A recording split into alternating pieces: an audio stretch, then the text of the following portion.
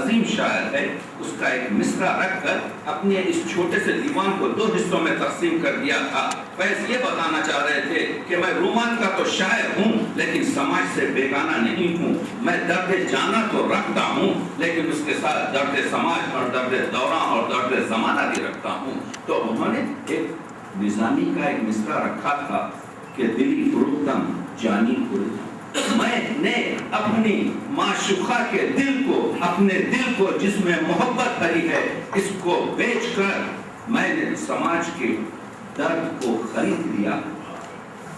آپ دیکھ رہے ہیں ان کی ایک چھوٹی سی نظم ہے، وہ کیا ہے کہ شاعر لوہار کی دکان کے سامنے سے گزر رہا ہے اور وہ دیکھ رہا ہے کہ وہاں پر زنجیر بنائی جا رہی ہے۔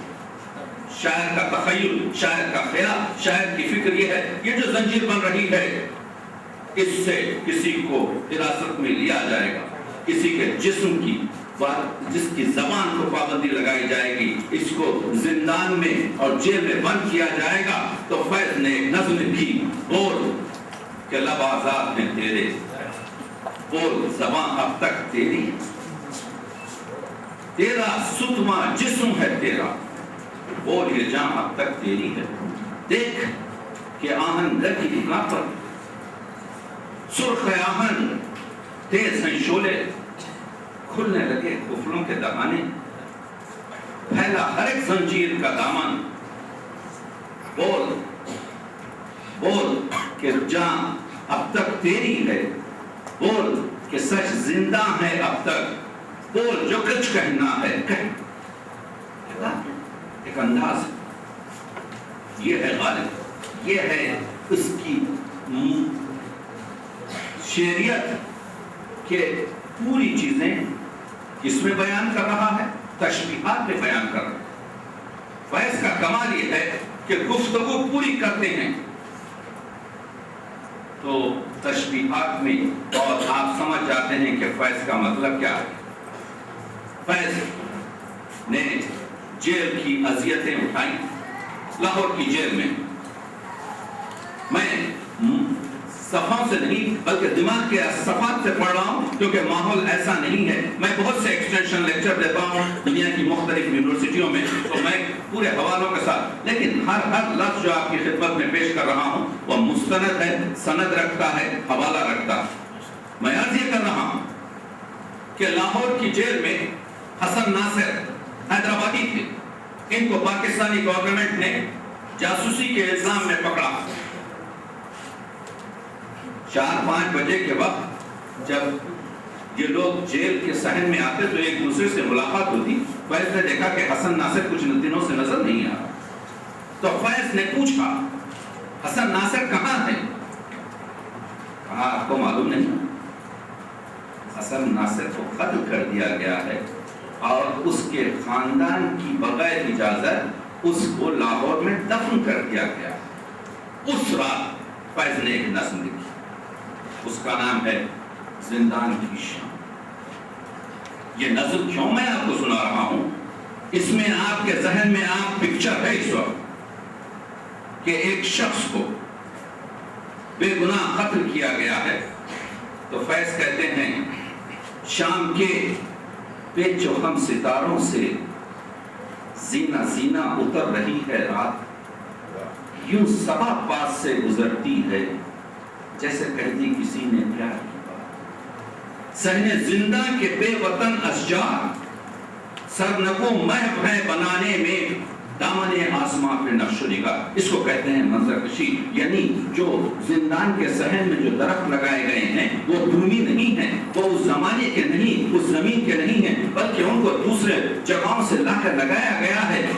صحن زندہ کے بے وطن اشجار سرنگو محو ہیں، ہوا جب چل رہی ہے تو یہ جھاڑ جھکے ہوئے ہیں، اور جب ہوا چل رہی ہے تو وہ دیکھ رہے ہیں کہ آسمان پر جو ابر کے ٹکڑے ہیں ہوا ان کو بھی بھگا رہی ہے، تو ایسا محسوس ہو رہا ہے کہ یہ درخت سر جھکائے ہوئے نقاشوں کی طرح سے آسمان پر نقش و نگار کر رہے ہیں۔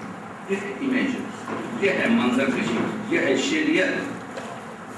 صحن زندہ کے بے وطن اشجار سرنگو محو ہیں بنانے میں دامن آسماں پہ نقش و نگار، شانہ بام پر دمکتا ہے مہربان چاندنی کا دست جمیل، خاک میں کھل گئی ہے آب نجوم، نور میں کھل گیا ہے عرش کا نیم، سبز گوشوں میں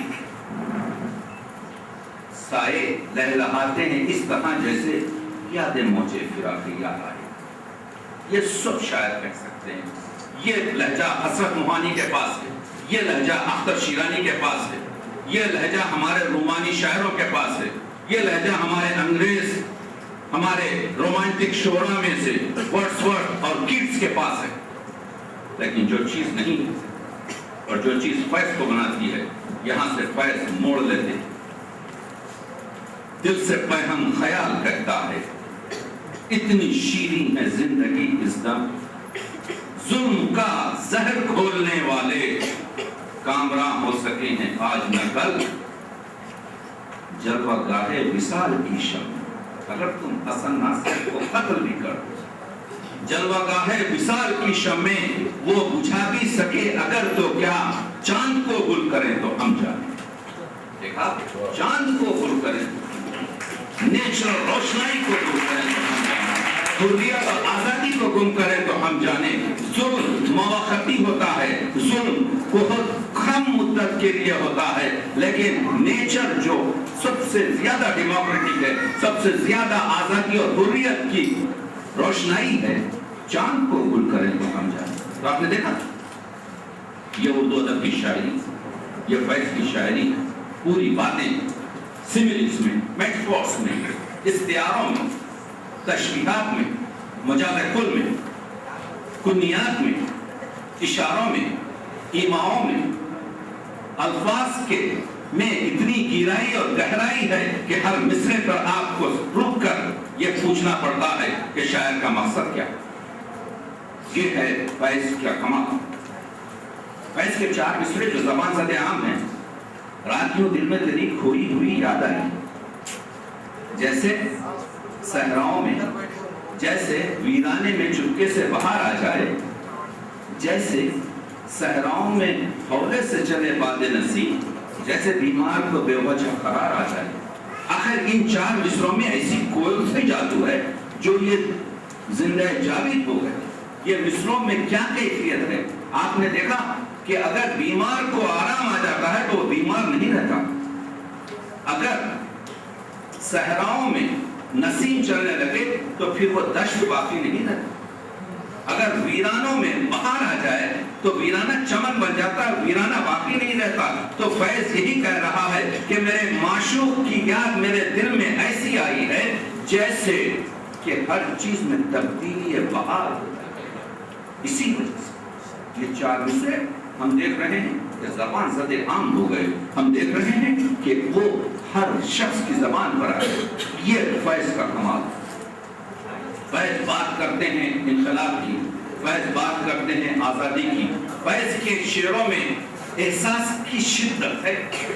فیض کے میں کیونکہ یہاں پہ اسکالرز بیٹھے ہوئے ہیں، میں کیونکہ یہاں پر اردو کے بہت سے ادیب اور شعراء اور بڑے بڑے ذہن بیٹھے ہوئے ہیں، اشاروں میں بات کرتا ہوا چلا جا رہا ہوں، مگر میرے ایک ایک لفظ پر توجہ کریں کہ میں عرض کر رہا ہوں کہ فیض کے پاس احساس کی شدت ہے، فیض کے پاس جذبے کا خلوص ہے، فیض کے پاس عمل کرنے کی حسرت نہیں ہے، عمل کرنے کا عزم ہے، کوشش ہے۔ فیض کے پاس حمودیت نہیں ہے، رجائیت ہے۔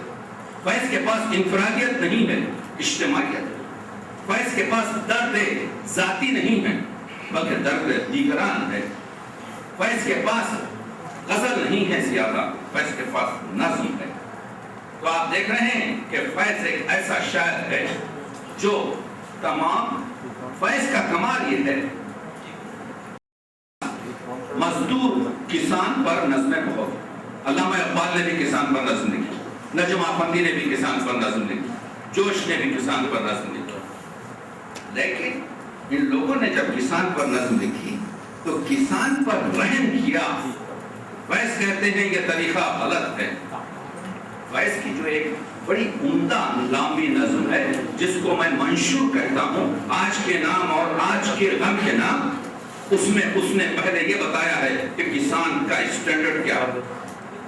کہتے ہیں بادشاہ جہاں، آج کے نام اور آج کے غم کے نام، اس میں جب اس حصے پر آتے ہیں جہاں پر تعارف کسان ہے تو کہتے ہیں بادشاہ جہاں، والی ماسوا، نائب اللہ فی الارض، دیکھا کے نام۔ کسان کون ہے؟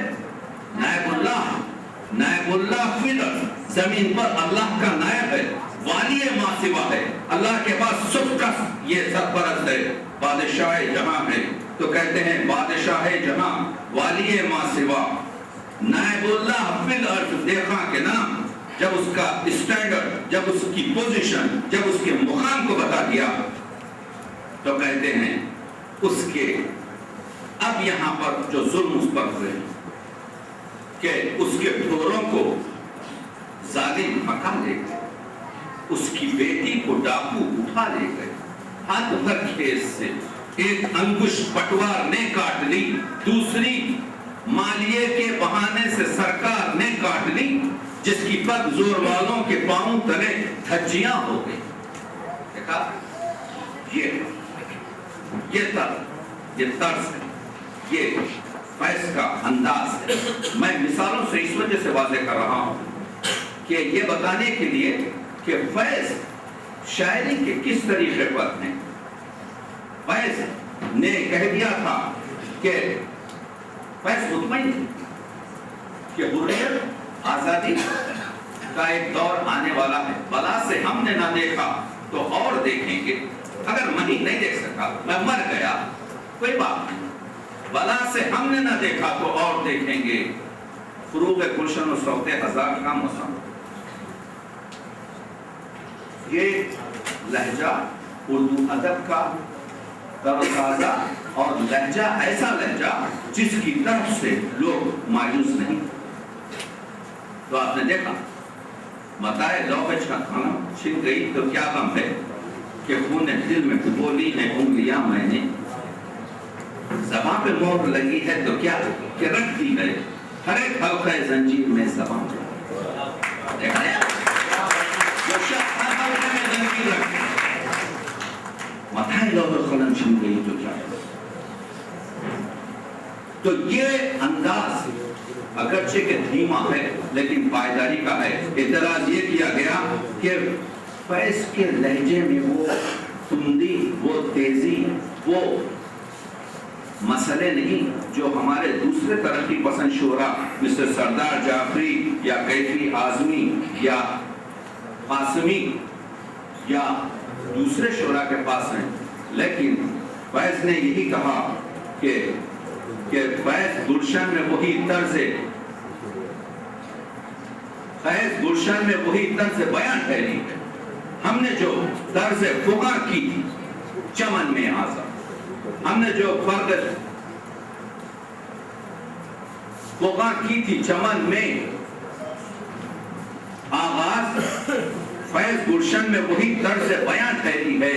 تو فیض نے جو طرز بیان کا طریقہ اختیار کیا ہے وہ نرم ہے، وہ بڑا پختہ ہے، جس کی وجہ سے اور اس میں وہ پوری آپ کے تشبیہاتی کیفیت ہے۔ اس وجہ سے فیض کی جو شاعری ہے وہ توانائی رکھتی ہے۔ فیض یہ آپ مت سمجھیے کہ عرض یہ کر رہا تھا کہ فیض کے لہجے میں لوگوں کو یہ نہیں معلوم کہ فیض نے نعت بھی کہی۔ فیض کا اگر نسخہ ہے وفا آپ دیکھیں آخری صفحے پر تو فارسی کی 5 شعر کی نعت ہے۔ لوگوں نے پوچھا فیض تم اور نعت، تو فیض نے کہا تو اس میں خواجہ بتا بندے تشویش ملک و ماں برخواہ، تو خواجہ بتا جو شہنشاہ تختوں پر بیٹھا ہوا ہے وہ لرزتا ہے، کیونکہ وہ غلام ہے اپنی حکومت کی وسعتوں کو بڑھانے کا، وہ غلام ہے اپنی سرحدوں کو اور اپنی دولت کو بڑھانے کا۔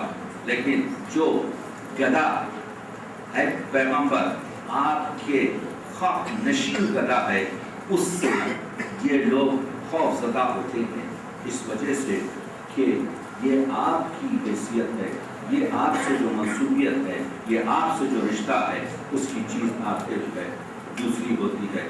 بس فیض کا مشہور شعر پر تمام کر رہا ہوں. مقام فیض کوئی راہ میں جچا ہی نہیں، جو کوئے یار سے نکلے تو سوئے دار چلے. یہ شعر مقام فیض کوئی راہ میں جچا ہی نہیں، جو کوئے یار سے نکلے تو سوئے دار چلے. یہ شعر اس وقت تک مکمل نہیں ہوگا جب آپ فیض کے دوسرے شعر سے ملائیں. فیض تھی راہ سر بسر منزل، ہم جہاں پہنچے کامیاب آئے. تو جس شخص کا ہر قدم منزل ہوتا ہے اسے منزل کی تلاش نہیں ہوتی، بلکہ اس کی